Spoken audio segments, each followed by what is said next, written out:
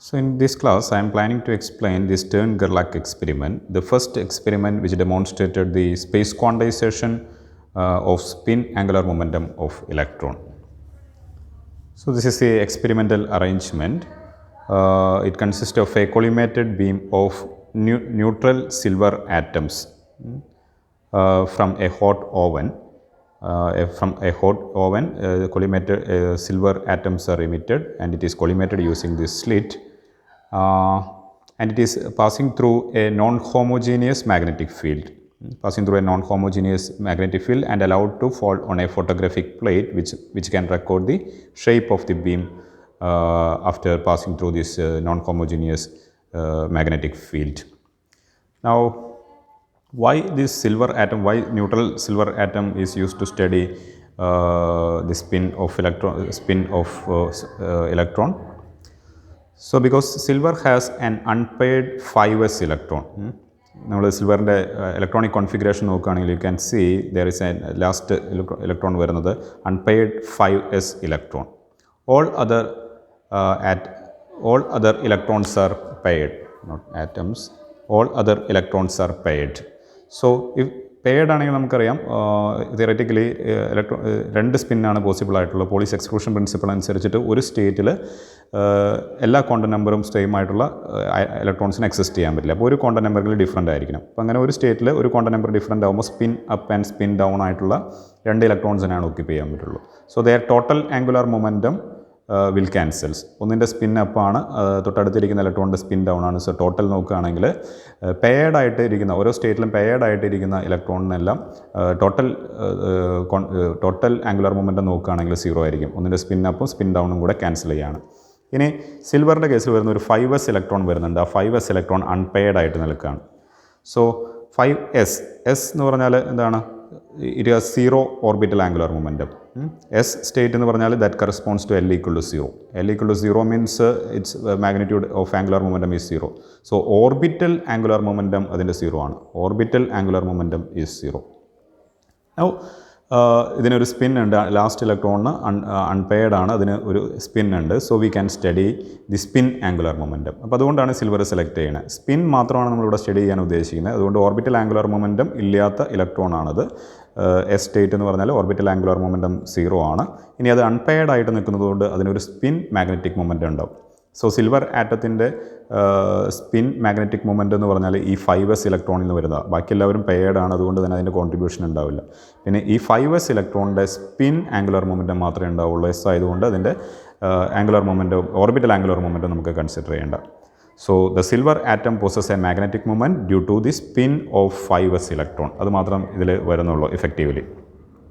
Now എന്തുകൊണ്ടാണ് non uniform magnetic field ഇവിടെ apply ചെയ്തിരിക്കുന്നത്? ഇതിൻ്റെ ഷേപ്പ് നോക്കിയാൽ അറിയാം, രണ്ട് യൂണിഫോം ആയിട്ടുള്ള ഷേപ്പിലല്ല ഈ മാഗ്നറ്റ് വെച്ചിരിക്കുന്നത്. ഇവിടെ ഇതൊരു ഫ്ലാറ്റ് ആയിട്ടുള്ളൊരു ഷേപ്പല്ല, ഇവിടെ പോയിൻറ്റഡ് ആണ്. അപ്പോൾ ഫീൽഡ് നോക്കുകയാണെങ്കിൽ ഈ ടിപ്പിൽ ഈ ഒരു പോയിന്റിൽ ഫീൽഡ് കൂടുതലായിരിക്കും. ഇതിൽ നിന്ന് ഇങ്ങോട്ടോ നീങ്ങി പോവുകയാണെങ്കിൽ ഫീൽഡിൻ്റെ സ്ട്രെങ്ത്ത് കുറയാണ്, കാരണം നോർത്തും സൗത്തും പോൾ തമ്മിൽ ഡിസ്റ്റൻസ് കൂടുതലാണ്. അപ്പോൾ ഈ സെൻറ്ററിലായിരിക്കും അതിൻ്റെ ഫീൽഡ് സ്ട്രെങ്ത്ത് കൂടുതൽ, അതിനുശേഷം അതിൻ്റെ ഫീൽഡ് സ്ട്രെങ്ത്ത് കുറയാണ്, അതിൻ്റെ സെപ്പറേഷൻ കൂടുന്നുണ്ട്. അപ്പോൾ അങ്ങനെ ഒരു നോൺ യൂണിഫോം ഫീൽഡാണ് അപ്ലൈ ചെയ്തിരിക്കുന്നത്. എന്തുകൊണ്ടാണ് നോൺ യൂണിഫോം ഫീൽഡ് എന്ന് നോക്കാം.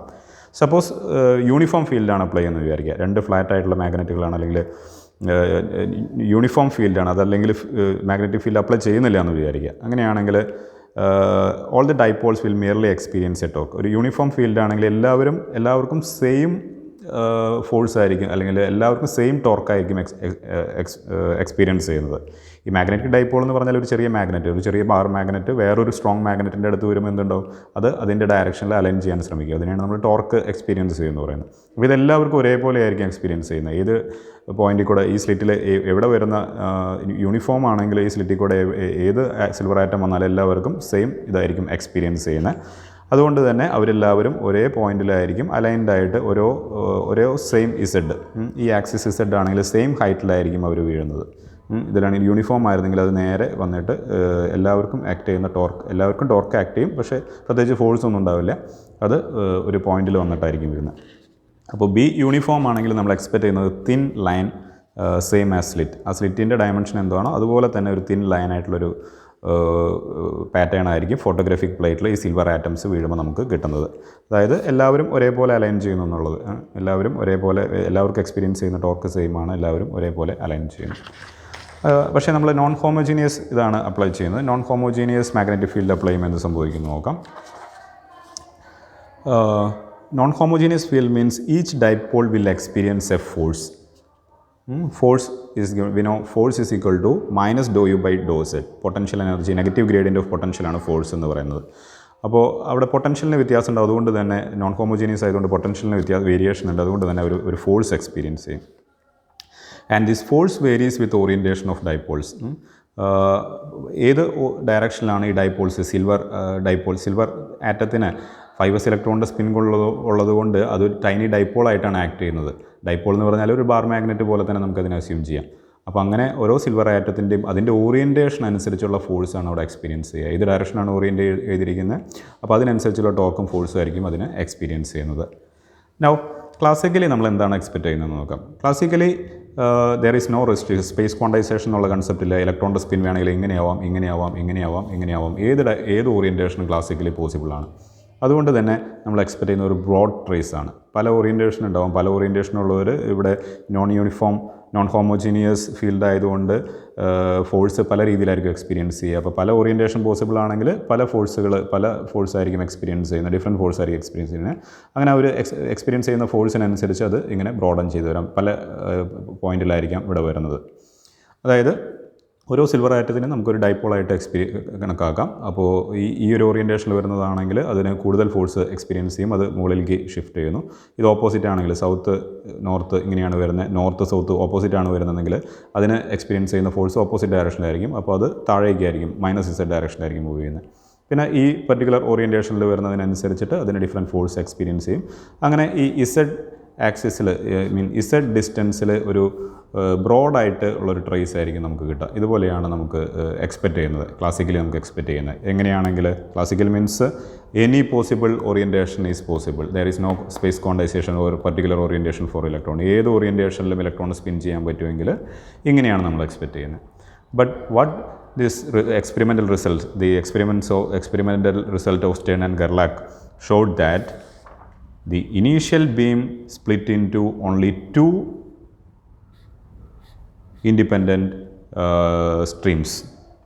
രണ്ട് സ്ട്രീമായിട്ട് പോവുകയാണ്, corresponding to two opposite spins permitted by space quantization. നമ്മൾ നേരത്തെ പറഞ്ഞ സ്പേസ് ക്വാണ്ടൈസേഷൻ രണ്ട് പോസിബിൾ ഓറിയൻറ്റേഷനേ പറ്റുള്ളൂ. ഒന്ന് +½ -½ up state and down state.